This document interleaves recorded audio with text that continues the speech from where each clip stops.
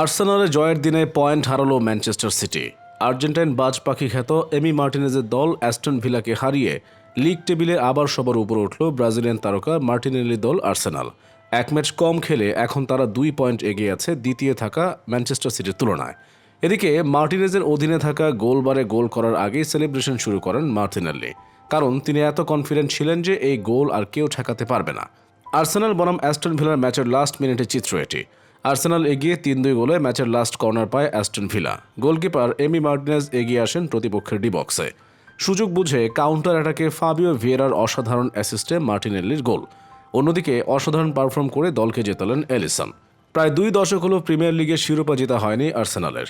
এবারের পারফরমেন্স দেখে সম্ভাব্য চ্যাম্পিয়ন তাদেরই ভাবা হচ্ছিল, কিন্তু বিগত 3 ম্যাচ থেকে নেই কোনো জয়। টেবিল টপারদের পিছন থেকে ঘাড়ে নিঃশ্বাস ফেলছিল ম্যানচেস্টার সিটি। 9 পয়েন্টের ব্যবধানটা এসে পড়েছিল সমান সমানে। তাই যেভাবেই হোক এই ম্যাচটা আর্সেনালের জিততে হতো।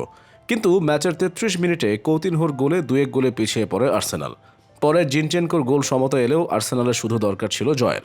অনেক আক্রমণ করেও গোল আর হচ্ছিল না। এরপর ম্যাচের 93তম মিনিটে জর্জিনহোর ডিবক্সের বাইরে থেকে দূরপাল্লার শট থেকে লিড নেয় আর্সেনাল এবং শেষে 98তম মিনিটে মার্টিনেল্লির গোল।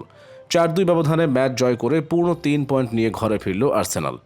আশা করি 2 দশকের লিগ শিরোপার আক্ষেপটা এবারই ঘুচবে। এই সপ্তাহে 2 দলই সমান 51টি পয়েন্ট নিয়ে শুরু করে। প্রথমে অ্যাস্টন ভিলাকে 4-2 গোলে হারিয়ে নিজেদের পয়েন্ট 54তে নিয়ে গিয়ে পয়েন্ট টেবিলের শীর্ষস্থানে চলে যায় আর্সেনাল। ম্যানচেস্টার সিটি থেকে 2 পয়েন্ট বেশি ছিল তাদের। এরপর মাঠে নামলেন আর্সেনালকে সরিয়ে শীর্ষে ফেরা মিশনে ম্যানচেস্টার সিটি। কিন্তু নটিংহাম ফরেস্টের বিপক্ষে 1-1 গোলে ড্র নিয়েই সন্তুষ্ট থাকতে হয় পেপ শীর্ষদের, যার ফলে আর্সেনালের পয়েন্ট 54 আর সিটির পয়েন্ট 52। আর্সেনাল 1 ম্যাচ কম খেলেছে সিটির থেকে।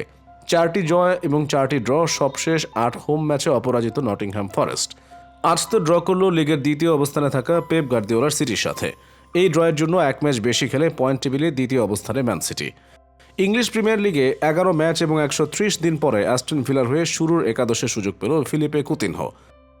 আজ আর্সেনালের বিপক্ষে উনাই এমেরি তাকে একাদশে রেখে দল সাজিয়েছেন। শেষবার যখন কুতিনহো স্টার্ট করেছিল প্রিমিয়ার লিগে, তখন ভিলার কোচ ছিল কুতিনহোয়ের সাবেক সতীর্থ স্টিভেন জেরার্ড। এদিকে এনজো ফার্নান্দেজ যাবার পরে কেবল হারের উপরে আছে চেলসি। এনজো যেন গোবরে পদ্মফুল হয়ে গেছেন সেখানে।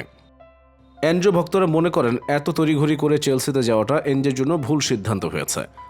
বেশ কয়েকটা ক্লাব ওর প্রতি আগ্রহী ছিল, বাট উইন্টারে এত বেশি টাকা স্পেন্ড করা কেউ অ্যাফোর্ড করতে পারেনি। সামার পর্যন্ত বেনফিকা থাকলে আরও কয়েকটা ক্লাব ওকে নেওয়ার রেসে থাকতো।